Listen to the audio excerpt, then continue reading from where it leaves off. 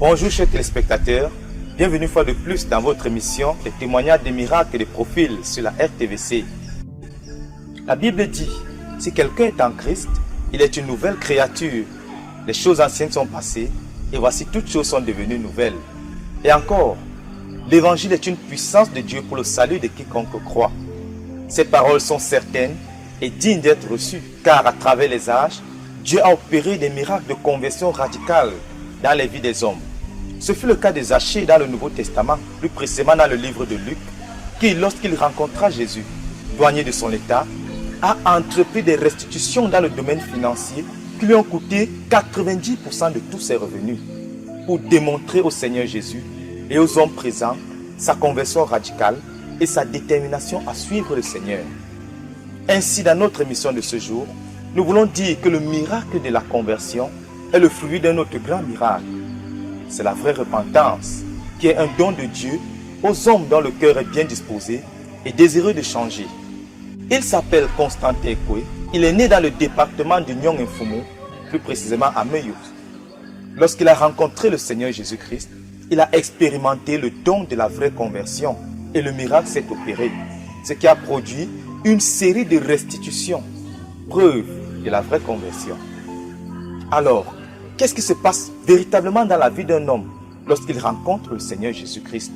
Écoutons le témoignage.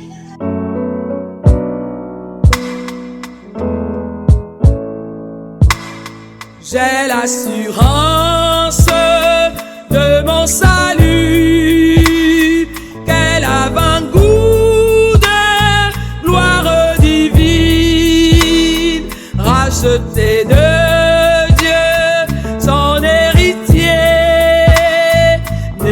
l'esprit lavé dans son sang. C'est mon histoire, c'est là mon chant. Louer mon sauveur à chaque instant. C'est mon histoire, c'est là mon chant. Louer mon sauveur à chaque instant. Et donc en mai 1989, j'avais été malade et j'ai été hospitalisé et il me manquait de sang. Monsieur Akwa, je préfère l'appeler Monsieur Akwa. À ce moment-là, c'était un monsieur pour moi. Il est venu me donner du sang, il m'a donné son sang. À cette époque, j'avais le groupe O+. J'étais du groupe O+. Il m'a donné de son sang. Je suis sorti de l'hôpital et à ma sortie de l'hôpital, il m'a donné une cassette audio, Jésus t'aime. J'ai écouté cette cassette, il y avait des chants, il y avait beaucoup de choses qu'on disait dedans, des témoignages, des hommes et des femmes que Jésus avait transformés. Ah, ça m'a tellement irrité et j'ai fait un long questionnaire sur une feuille de papier format A4. Mon but était de confondre M. Akwa, qui prétendait être croyant et tout. Je voulais montrer qu'il ne connaissait pas Dieu. Et pour moi, à l'époque, je connaissais les prêtres. J'entendais aussi parler des pasteurs. C'est eux seuls que je connaissais comme hommes de Dieu. Donc, quand j'ai fini mon questionnaire un samedi, je lui ai demandé de venir, qu'il fallait qu'on en discute. C'est moi qui l'ai invité ce jour-là. Comme il était mon voisin juste en haut, il est venu très rapidement. J'ai dit, je veux qu'on parle de ces histoires de Jésus là aujourd'hui. Il m'a dit, tu as une Bible? J'ai dit, mais bien sûr, j'ai une Bible. Et j'ai couru dans ma chambre ramener la Bible de Jérusalem. C'était la seule Bible que j'avais à l'époque. Je lui ai remis ma Bible. Et tout de suite, je m'empressais de poser des questions quand il m'a dit, s'il te plaît. Je voudrais te dire que moi, je ne suis rien. Je voudrais te dire que c'est pas moi qui vais répondre à tes questions. Dieu, au travers de sa parole, va répondre à tes questions. Maintenant, pose tes questions. Ah, j'ai posé ma première question. Tellement zélé, gonflé. Il a ouvert la Bible. Il a commencé à lire la Bible, à me donner des réponses, à parler, à expliquer. La parole de Dieu est vraiment une épée, plus qu'une épée à double tranchant. La parole de Dieu m'a poignardé. Mais j'ai rassemblé mon courage. J'ai posé la deuxième question. Il a également ouvert ma Bible. Il m'a répondu en lisant dans ma Bible, en m'expliquant, jusqu'à ce qu'il parle de la repentance. J'ai dit, mais tiens, la repentance, de quoi s'agit-il? Qu'est-ce que c'est? Il m'a expliqué. Oh, ma dernière question et la troisième était, qu'est-ce que je dois faire?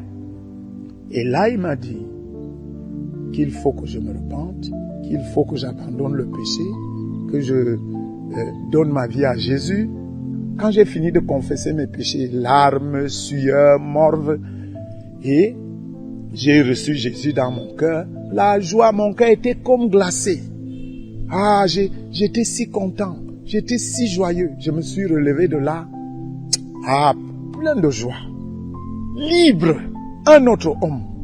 Et quand Anne-Marie était en voyage, le jour où je me repentais, quand elle est revenue de voyage, le jour même qu'elle est revenue, j'ai dit, je veux te voir, je dois te parler.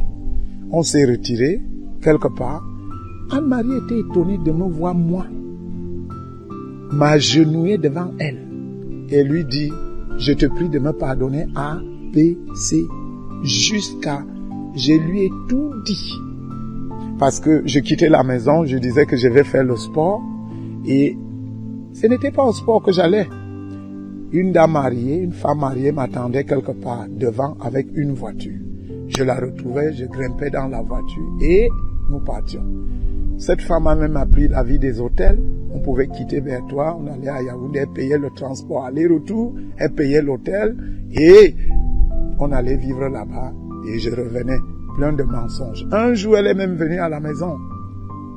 Elle est venue, quand elle a trouvé un mari, elle dit, s'il te plaît, je suis venu te chercher, je veux que tu ailles m'aider. C'est à moi qu'elle s'adressait. J'ai un cas urgent, il faut que je téléphone. À l'époque, il n'y avait pas encore les portables, il n'y avait que le téléphone filaire, les fixes, comme on appelait. Donc, elle dit, ok, il faut que tu viennes m'aider. Mais Anne-Marie me dit, quand elle l'avait fixé aux yeux, elle a fui avec ses yeux, elle a su que cette femme, mon type sort cette femme. Donc j'ai dit toute la vérité à Anne-Marie, je lui ai dit que c'est fini ce genre de vie, et je cachais même mon argent, elle ne pouvait pas savoir combien je gagnais. À l'époque, la vérité c'est que Anne-Marie gagnait plus que moi en ce moment-là. Et je me demandais, mais comment quelqu'un va épouser une femme qui gagne plus que lui? Et est-ce que je vais parler librement ici? Est-ce qu'elle ne va pas brandir régulièrement et son salaire et tout? Donc j'avais honte, j'étais complexé. Par la grâce de Dieu, donc, j'ai dit toute la vérité à Anne-Marie. Même mon bulletin de solde, je lui ai montré. Et même, je l'ai prise un jour et on a marché dans la ville pour lui montrer les lieux de péché.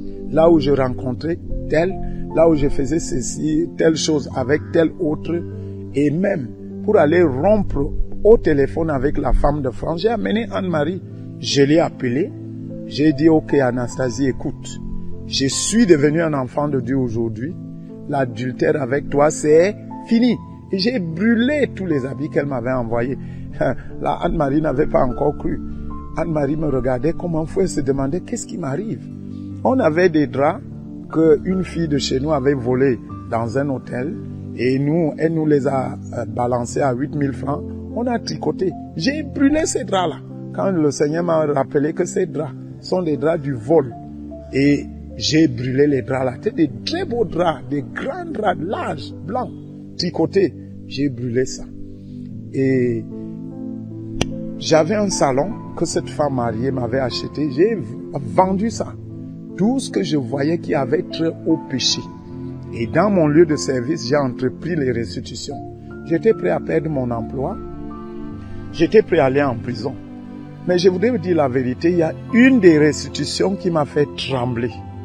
Parce que là, ce n'était pas dans mon propre service, c'était dans le service d'à côté. C'était dans un autre service. Dans mon propre service, j'ai parlé facilement à mon propre patron parce qu'il était un frère, il était même un pasteur. Ce n'était pas encore le frère Nicolas, c'était le pasteur Philippe Andan. Il est mort, paix à son âme. Je lui ai tout dit. On s'est assis pour calculer. Quand je lui disais, j'ai volé telle chose, quand j'ai fait telle mission, j'ai fait ceci, on calculait les coûts.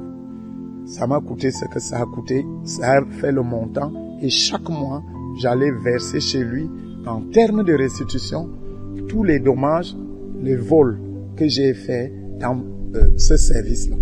Alors quand le Seigneur m'a rappelé un autre vol dans le service d'à côté, que j'avais vu un collègue, que je voulais un rouleau de câble, et lui là voulait voler un rouleau de câble de près de 500 mètres, et qu'il me l'a liquidé, et non, il me l'a offert. Et moi j'ai liquidé ça à 4000 francs. Quand le Seigneur m'a rappelé ça, et qui m'a demandé d'aller également faire la restitution auprès du chef de ce service-là, je vous assure, j'ai eu peur. J'ai dit, Seigneur, je vais aller en prison. Je vais perdre mon grand problème était surtout la prison. Je regardais Anne-Marie, je regardais les enfants. Mais le Seigneur m'a clairement dit que j'ai à choisir. Soit je continue avec lui et je vais faire la restitution, peu importe ce que ça me coûte. Et il m'a même dit que si tu vas en prison, même si tu meurs en prison, ta place est garantie aussi ici au ciel. Mais si tu fuis la prison de la terre, la prison des hommes, j'ai une prison ici. Quand tu vas entrer dedans, tu n'en sortiras plus jamais. J'ai su qu'il me parlait là de l'enfer. Je l'ai supplié de me donner le courage et d'aller rencontrer ce chef, peu importe ce qui va m'arriver. Je suis donc allé rencontrer ce patron-là. Dès que je suis entré, bonjour patron, bonjour monsieur Ekoué, qu'est-ce qui vous amène? Patron, je suis venu vous dire que je suis un voleur. Tout de suite, il m'a demandé, mais monsieur Ekoué, est-ce que vous n'êtes pas déjà fou par hasard? Je lui ai dit non. Il me dit, mais pourquoi vous venez me dire des choses comme ça? J'ai dit, voilà, quand on rencontre le Seigneur Jésus, on ne s'assoit plus sur ce qu'on a fait. On doit tout dire et le dire tel quel. Je suis en même temps venu vous demander pardon. Je suis prêt à payer. Je l'ai fait, j'étais vraiment un non-croyant. Maintenant, j'ai Jésus, je demande pardon, je voudrais payer tout de suite. Ce patron a dit vraiment, moi-même je ne suis pas parfait, je trompe ma femme, je suis un homme adultère, j'ai fait aussi ceci. Lui aussi a commencé à me confesser ses péchés sur le champ. C'est comme ça que il m'a dit, ok, paye le carburant du service, il m'a donné un montant et l'affaire est réglée. Pourtant, dans mon cas, je me disais, il va appeler le grand patron au niveau de la délégation. Et celui-là va prendre la gendarmerie. Le film que j'avais dans ma tête, je savais qu'on va m'amener au tribunal et je n'allais pas nier. Si on m'amenait chez le procureur, j'allais dire oui, effectivement. Je n'allais rien nier. Dans ma tête, je voyais comment j'étais parmi les prisonniers, les mains menottées, partant du tribunal pour la prison. Ça, c'est le film que moi-même j'avais dans ma tête. Mais Jésus m'a étonné ce jour-là.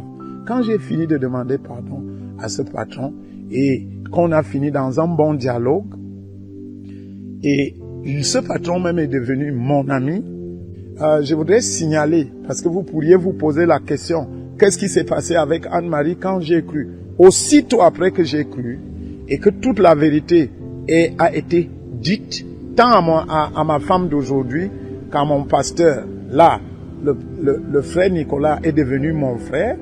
Donc, avec Anne-Marie également, dès que j'ai cru, le pasteur Akwa Nicolas m'a demandé, ok, est-ce que je vais épouser cette femme avec qui je vis en concubinage ou je vais la renvoyer? J'ai dit, je ne sais pas. Donnez-moi quelques jours, je vais prier. Il me suivait à deux, le pasteur Andan Philippe, le pasteur Akwa Nicolas. Je suis venu, j'ai dit, Anne-Marie, écoute, moi je voudrais bien t'épouser, mais si Jésus t'énerve, ma porte est ouverte. Tu peux aller là où tu veux. Mais quant à moi, je ne vais plus jamais rentrer en arrière. Si Jésus te dérange et tout ça, tu peux aller là où tu veux. Je voudrais dire que elle a commencé par me refuser au lit. Et moi aussi, je l'ai laissé avec le lit et la chambre. Moi, je dormais au salon, sur le canapé qu'on avait. Et chaque nuit, pour moi, était une nuit de prière, avec des pleurs et des larmes. Et un mois après, j'ai conduit moi-même ma femme au Seigneur. Alléluia. Et depuis, elle est ma femme à moi seule. Je suis son mari à elle seule. Et j'ai continué mes restitutions. Je mangeais dans un restaurant. J'avais des dettes là-bas. Je suis allé payer. J'ai haïssé mon père. Et mon père et moi avaient une relation brisée qui demeurait, comme je vous ai dit, en amont. Je suis allé le voir. Mon père m'a pardonné. Mon père m'a béni. Mon père m'a béni. Il m'a sérieusement béni. Les choses avaient changé. Le chef de groupement de chez nous, j'avais commis quelque chose de mauvais. Je lui avais écrit. J'ai continué mes restitutions partout. Et j'étais si libre, si joyeux, si content d'être maintenant un enfant de Dieu. Comme vous l'avez vu dans la vie du frère Constantin Koué, la restitution est l'une des démonstrations de la vraie conversion.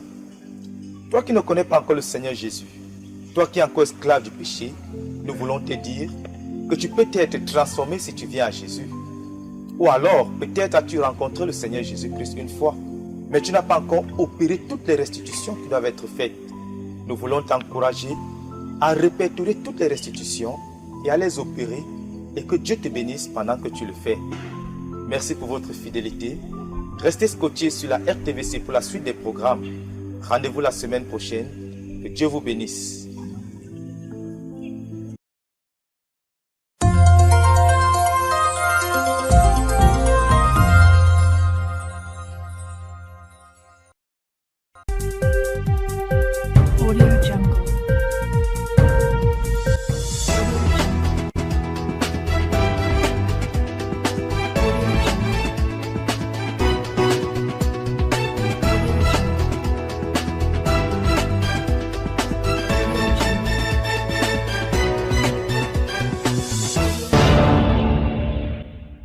Chers téléspectateurs, bonsoir.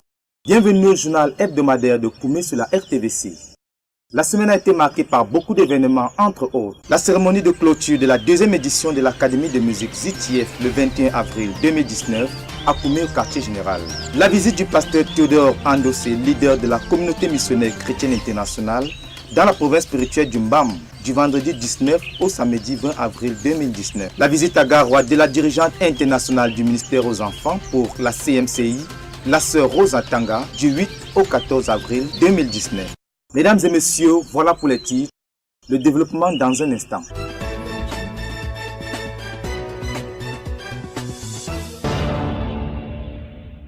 L'une des activités importantes au programme de la deuxième session de l'Académie de musique ZTF était le ministère de la parole.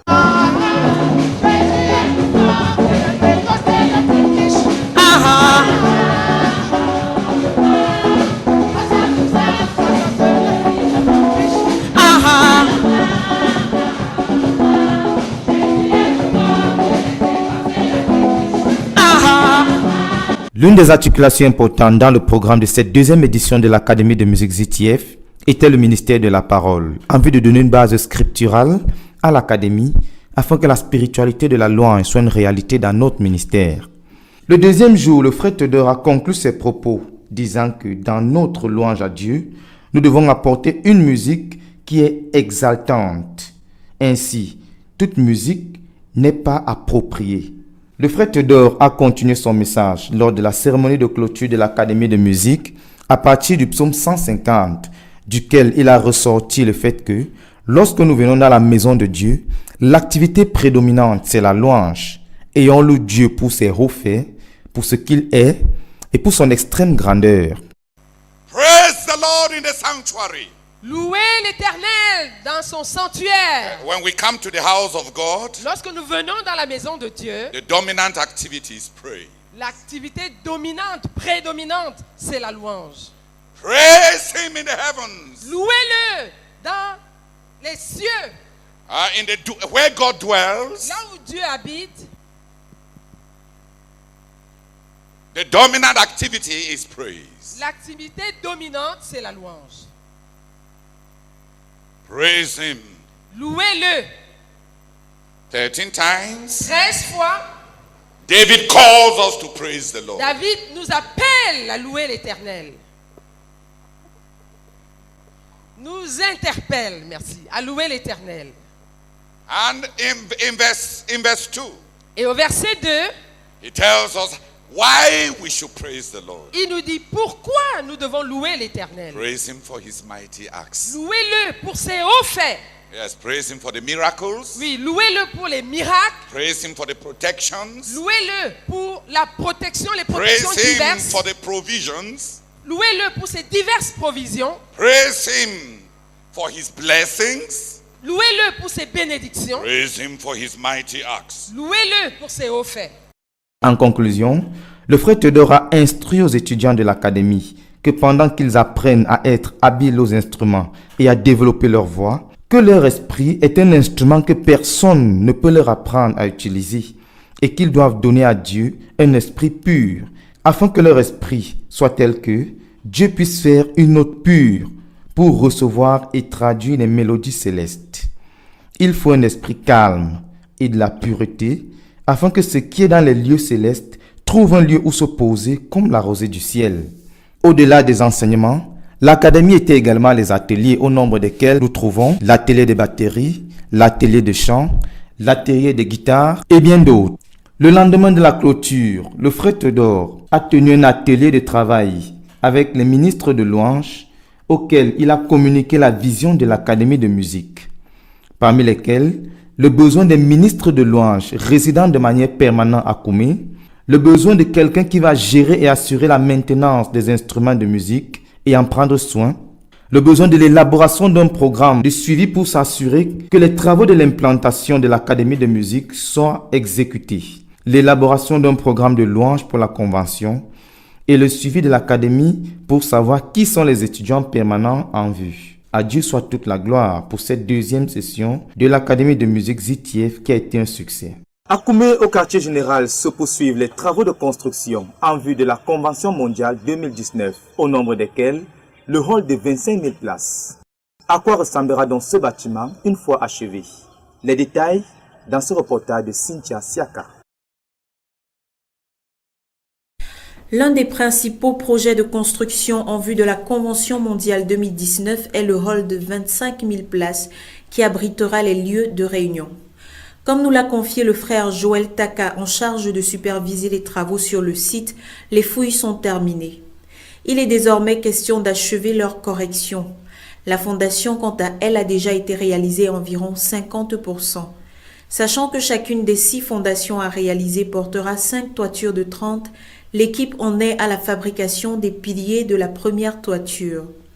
Cette semaine seront également entamés les chaînages de la première toiture. En même temps, il s'attaque au déblayage de la façade principale afin de rendre plus facile l'accès au chantier.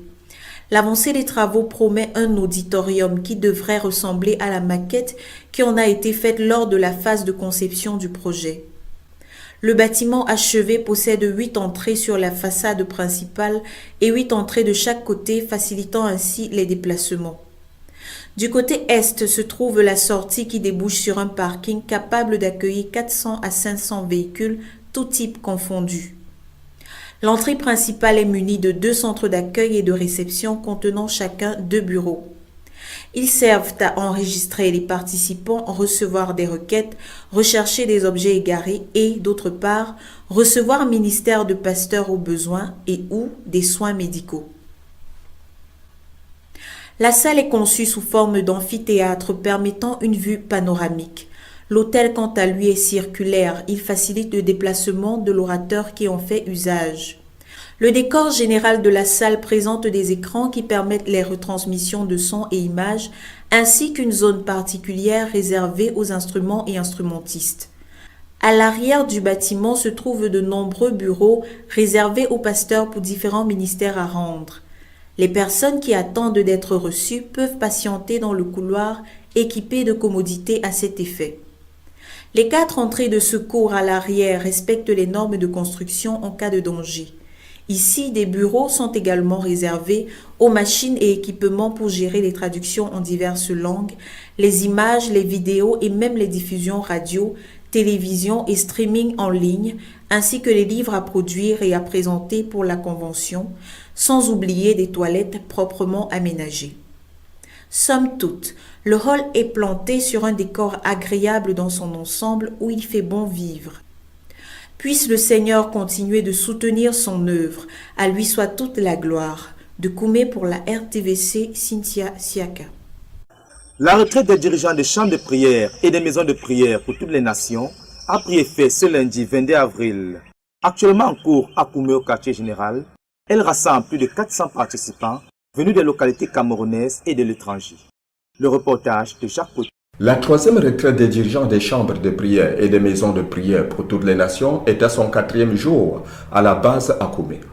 Environ 460 participants venant de certaines localités de la nation et des nations ont répondu présents à cet appel renouvelé. Les 3 premiers jours ont été marqués par l'intonation forte du pasteur Théodore Andossé qui ne s'est pas retenu de jeter les bases de son enseignement.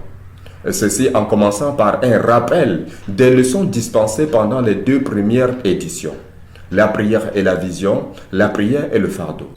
That when God gives you a call, Que quand Dieu te donne un appel, that call must become a burden. cet appel doit devenir un fardeau. And that burden is discharged through prayer. Et que ce fardeau est déchargé par la prière. When God gives you a call, Quand Dieu te donne un appel,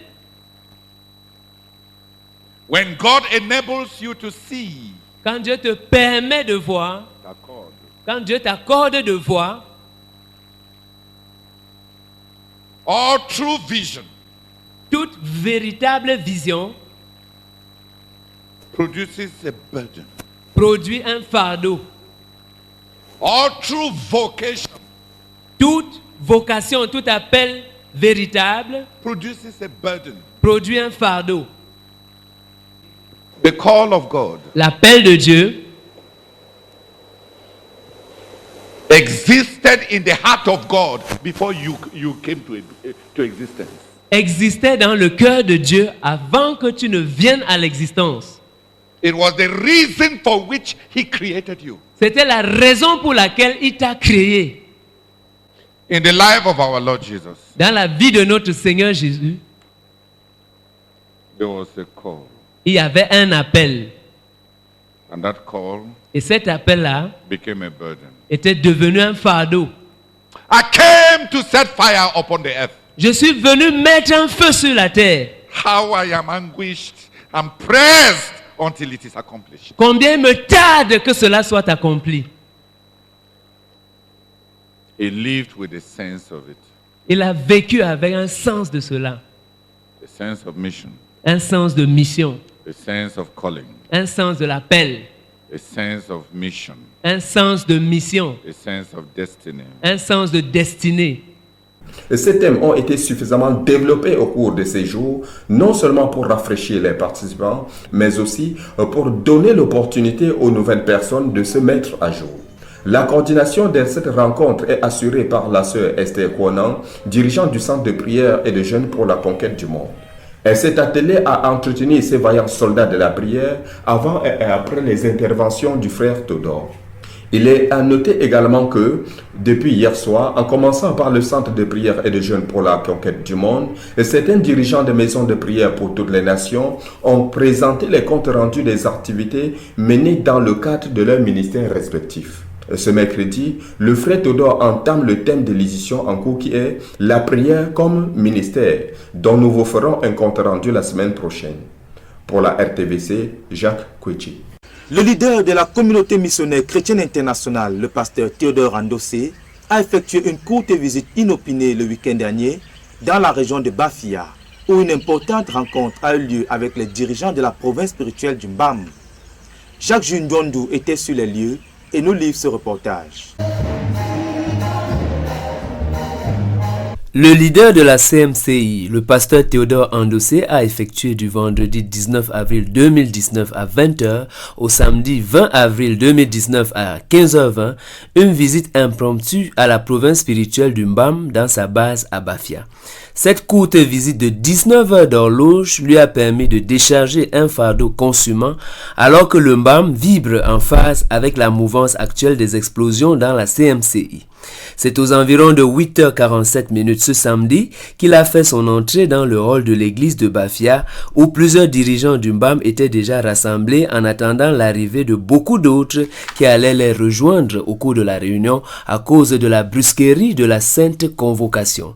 En tout cas, une fois à l'estrade, le pasteur Théodore, comme à l'accoutumée, a tenu à se connecter avec son auditoire à travers le sacré rituel des actions de grâce élevées au Seigneur à tour de rôle par chacun des participants. Cette partie critique a été complétée par quelques nouvelles saillantes des récents actes de Dieu dans la vie de chacun des membres de son équipe pour la circonstance, ainsi que dans la vie du leader lui-même et dans le ministère.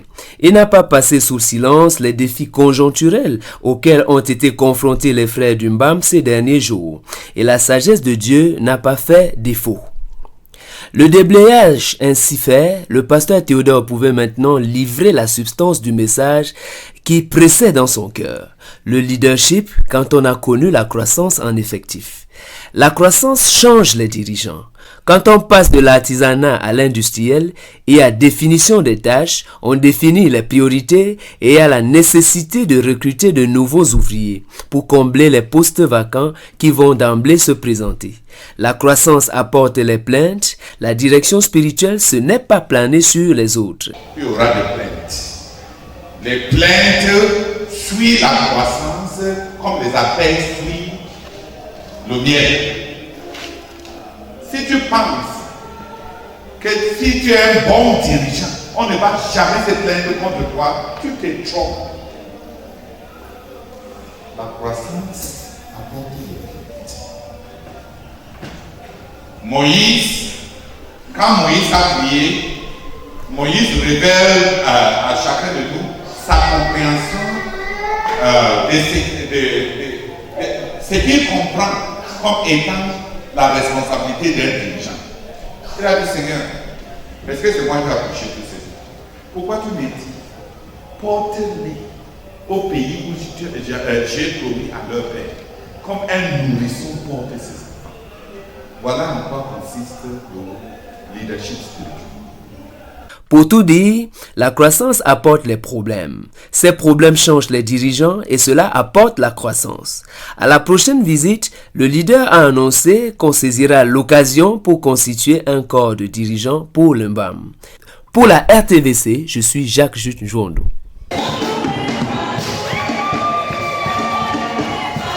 C'est avec beaucoup de joie qu'a été accueilli le mercredi dernier le fourgon contenant les instruments de sonorisation offerts par l'église de la CMC Belgique en vue de la sonorisation complète du hall de la convention.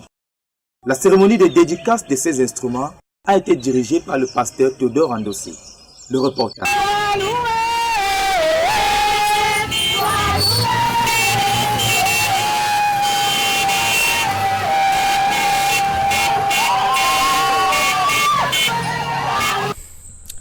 C'était le mercredi 17 avril 2019 que les instruments de musique venant de la Belgique sont arrivés à Koumé dans un fourgon blanc, escorté par une foule de croyants dont les cris de joie et les louanges, mêlés au klaxon des motocyclettes et des véhicules, témoignent de la joie et de la gratitude des saints envers l'Éternel notre Dieu, qui a encore accompli des miracles dans les domaines de la provision et de la protection de ces instruments de Belgique jusqu'à Koumé.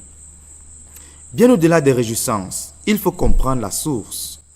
Ces instruments sont le fruit de l'obéissance des frères de notre œuvre en Belgique aux directives reçues du frère Théodore. Et cela constitue également leur contribution pour le succès de la Convention mondiale au-devant de nous. Car ce matériel permettra la sonorisation complète du hall de 25 000 places de la Convention. Et comme chaque don et bénédiction de Dieu transporte un message de la part du Seigneur, c'est au travers du frère Théodore Andossé, leader de la CMCI, que le Seigneur a adressé son message à l'occasion de la dédicace de ces instruments de musique. Après des chants d'action de grâce, le frère Théodore, à partir d'un cœur plein de gratitude, a exprimé le fait qu'au-delà d'être un don matériel, ces instruments représentent le don d'engagement à ce que Dieu nous a donné. Il a ensuite ajouté que lorsque Dieu stimule les cœurs des hommes, ils sont capables d'accomplir des exploits au-delà de l'entendement. Le frère Théodore a continué son propos en posant une question simple, je cite, « Pourquoi Dieu permet que les gens prient longuement pour certains sujets avant qu'ils n'exaucent ?» à un frère de répondre, je cite, « Dieu permet cela afin que nous soyons prêts à prendre soin de ce qu'il va nous donner. » Les longues séances de prière, c'est pour former les gens, pour porter les bénédictions qu'ils demandent. Et ça, c'est une de mes grandes craintes pour toutes ces bénédictions qui sont venues à courir. En grande partie, ces bénédictions seront gérées par les gens pour qui ça n'a rien. Ils n'ont ni prié, ni dépensé. Dans la loi des points spirituels, personne ne peut bien gérer ce qui ne lui a rien coûté. Personne. Dieu laisse les gens prier parfois pour un certain sujet de prière. Plus le sujet de prière est profond, plus l'ampleur et les répercussions, plus les répercussions seront grandes, plus Dieu prend son temps, parce que la prière prépare la personne. La prière, ce n'est pas Dieu qui a besoin de la période de la prière, c'est la personne qui prie qui a besoin de ça. Et n'ayant pas prié pour quelque chose, c'est pour ça qu'on entend beaucoup de choses et ça ne décolle pas. Parce que nous n'avons pas la formation intérieure pour gérer ça. Si les prières des autres nous apportent beaucoup de bénédictions, on pourrait ne pas être à même de les gérer.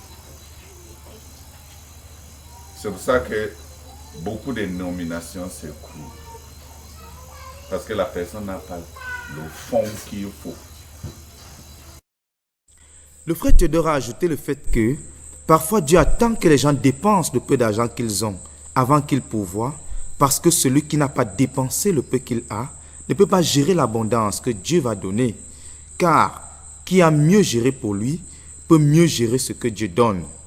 Ainsi a-t-il dit, je cite, « On paye le prix et on prie, car s'il y a plus de bénédictions que la capacité de ceux qui vont les gérer, ça va se gâter. » Ainsi, payer le prix produit à l'intérieur de l'homme ce avec quoi il va porter et gérer les bénédictions. Et le frère Théodore conclut ses propos en insistant sur le fait que on sert Dieu avec quelque chose à l'intérieur qui rend le service excellent. C'est par ces propos et bien d'autres que le frère Théodore a conduit la dédicace de ses précieux instruments de musique. Ainsi, on peut le dire avec assurance, les dons de Dieu sont spirituels. Pour la RTVC, je suis Dan Josué Moloula Bekoum. Le frère Paul Bello, dirigeant de la Nation spirituelle de Garoua, a invité la sœur Rose Atanga, responsable internationale du ministère aux enfants pour la CMCI, en vue de communiquer à l'Église la vision du ministère aux enfants. Le reportage de Jonathan Edouard Yoga. Le Seigneur est déterminé à bâtir des ouvriers compétents, matière première pour l'accomplissement de la vision. La Nation spirituelle de Garoua, comptant déjà plus de 600 000 membres, a comme priorité le ministère aux enfants. Ceci afin de garantir la continuité, d'où le besoin urgent de ministres aux enfants. Le frère Paul Bello, conscient de la nécessité absolue d'ouvriers compétents, a invité le responsable international du ministère aux enfants, la sœur Rose Atanga, pour une durée de 7 jours, afin de communiquer la vision du ministère aux enfants dans l'objectif de susciter 60 000 ministres aux enfants dans la nation spirituelle de Garoua. Arrivée à Garoua aux premières heures du 8 avril 2019, la sœur Rose Atanga et son équipe ont à peine eu le temps de se reposer que quelques heures plus tard, une équipe constituée d'elle-même, la sœur Marie Bello et quelques responsables du ministère aux enfants de la nation spirituelle de Garoua prenaient la destination pour les localités. Le Saint-Esprit était l'enseignant par excellence dans chaque localité visitée. Dans la localité de Barmé, le thème du message était « Les parents, un modèle silencieux pour les enfants ». Plus loin dans la localité de Dambi, le thème du message était « Ce que doit être la relation filiale entre le parent et les enfants ». Dans la localité de Djamari, le thème du message était la responsabilité de l'homme en tant que prophète de la famille. Dans la localité de Baïkwa, le thème du message était responsabilité des parents en tant que les premiers ministres aux enfants. Dans la localité de Dérinchien, Le thème du message était « Présenter les fautes et faiblesses des enfants à travers la prière ». Le ministère reçu par les différents auditoires était complet. On pouvait observer un véritable travail en équipe avec le ministère Akatako Demsa qui a été agrémenté par la présence du leader de la nation spirituelle des Garoua, très soucieux du bâti de la génération future, avec pour thème « Faire des enfants des disciples du Seigneur Jésus ». Le thème du ministère rendu à la base à Garoua était « La consécration des enfants à Dieu ». Dans la localité de Djaba, le thème du message était « Le ministre aux enfants comme berger pour le cœur de l'enfant ». Dieu fut à l'œuvre. Le 14 avril 2019, marquant ainsi la fin des tournées dans les 8 localités appartenant à 5 secteurs des 15 secteurs que compte la nation spirituelle des Garoua, permettant ainsi d'atteindre 1 millier de personnes. À Dieu soit la gloire.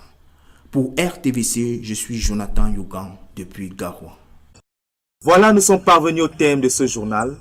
Une fois de plus, les titres. La cérémonie de clôture de la 2e édition de l'Académie de musique ZTF le 21 avril 2019 a Koumé au quartier général. La visite du pasteur Théodore Andossé, leader de la communauté missionnaire chrétienne internationale, dans la province spirituelle du Mbam, du vendredi 19 au samedi 20 avril 2019. La visite à Garoua de la dirigeante internationale du ministère aux enfants pour la CMCI, la sœur Rosa Tanga, du 8 au 14 avril 2019.